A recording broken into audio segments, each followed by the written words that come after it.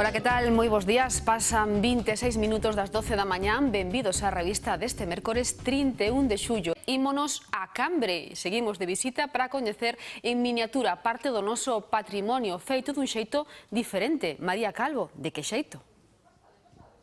Moi bo día, Loli, moi bo día a todos. Pois con pezas tan pequenas como as que forman este castelo que están a ver agora mesmo e que seguro que moitos revisteiros e revisteiras recoñecen, porque é un Exin Castillos, un xogo de construcción español que naceu a finais da década dos 60, pero que desapareceu xa na década dos 90. Pois ben, había os nenos daquela época, pois sempre, seguro que lle pedían aos reis ou a Papá Noel pois as pezas para facer castelos como este. Bueno, este é un castelo normal que podía vir nunha caixa como esta que estamos vendo, pero ollo, é que hai un intrépido galego da Coruña que non lle chegaba con ese castelo e foise a un castelo como este, XXL.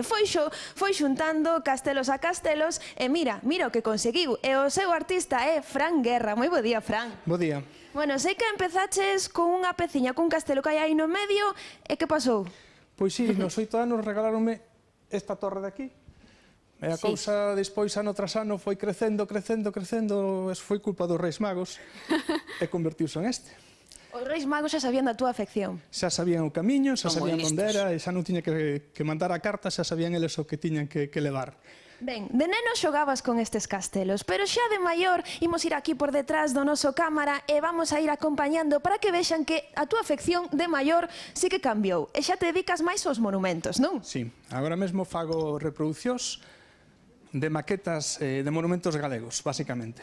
Esta é a xoia da corona que temos nesta exposición no Museo Arqueolóxico de Cambre, non? Contanos, que é? Esta é a iglesia de Santa María de Cambre, do século XII, e, bueno, fíxose con motivo desta exposición. É unha xoia que temos aquí en Galicia, pouco coñecida, esperemos que un pouco máis despois desto. Eleva unhas aproximadamente 8.000 pezas, e presentouse este ano a un concurso que a Asociación Exin Castillos fai a nivel español e despois a unha exposición internacional que hubo aquí en Coruña que ganou o primeiro premio.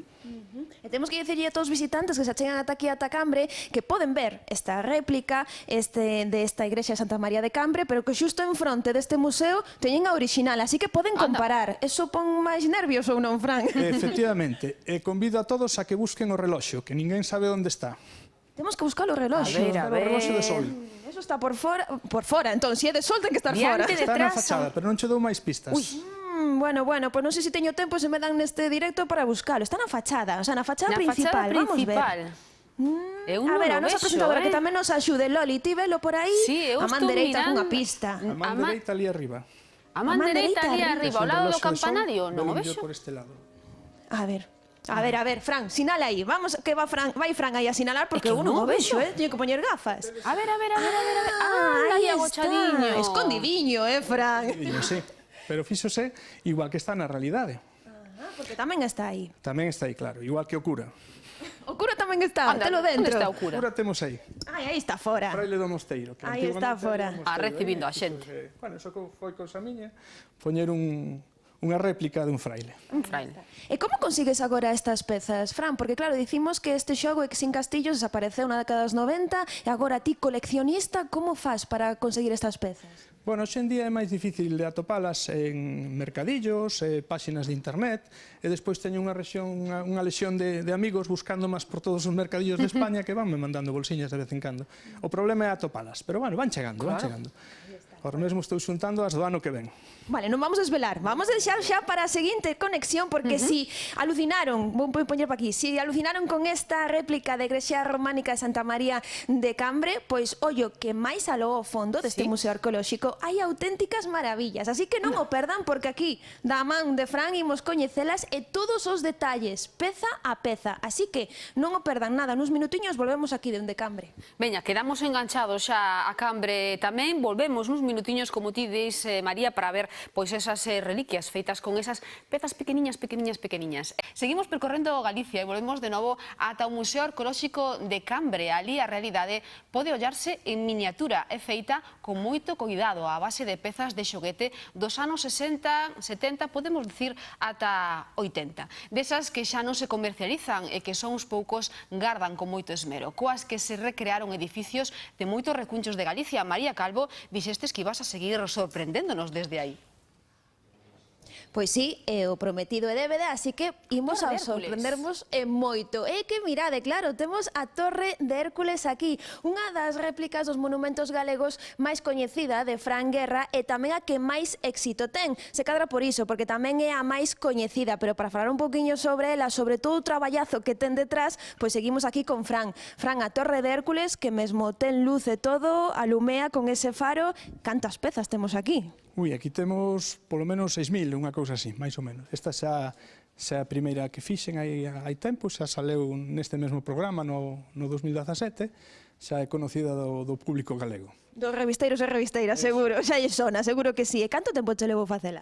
Un ano, máis ou menos leva un ano, entre a fase de documentación, que che leva moito tempo, buscar os planos, fotografías, e despois buscar as pezas e montalo, máis ou menos leva un ano cada unha das maquetas. Vale, perfecto. Temos aquí a Torre de Hércules, xa ben coñecida, así que temos outros dos monumentos, outras dúas réplicas neste Museo Arqueolóxico de Cambre, que tamén quero que vexa todo o público, que non son tan coñecidos, pero ollo, que levan premios, non, Fran? Sí, señor. Este é o Castelo de Doiras, en Cervantes, Lugo.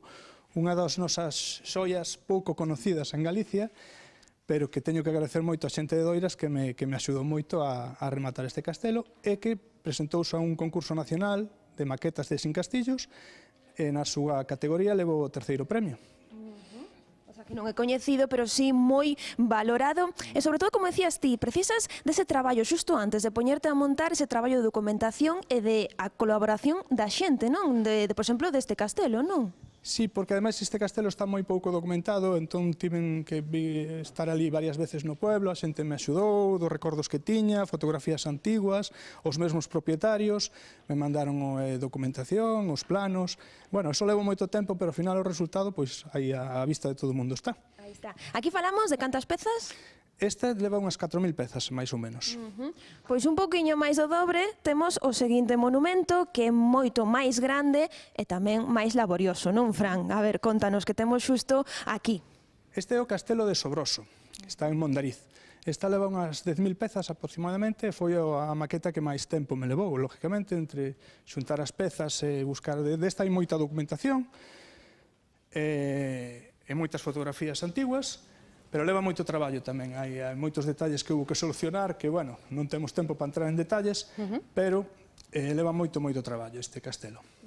Antes falábamos fora de cámara que me dicías, bueno, claro, tes que ir buscando, non, todas as pezas de Sin Castillos, pero agora tamén hai algunhas pezas que si podes facer con impresora 3D, non? Efectivamente, afortunadamente agora temos a posibilidade de facer algunhas pezas que non se poden solucionar con pezas de Sin Castillos, pezas clásicas, entón temos o permiso de usar o mínimo posible o indispensable en pezas 3D. Leva con as pezas 3D, cousas que antes non se podían facer, eran impensables, agora, pois, son uns detalles que lle dan unha categoría, uns acabados ás maquetas, pois a verdade é que moi reais. María. Ben, a túa paixón que se convertou na túa afección, non?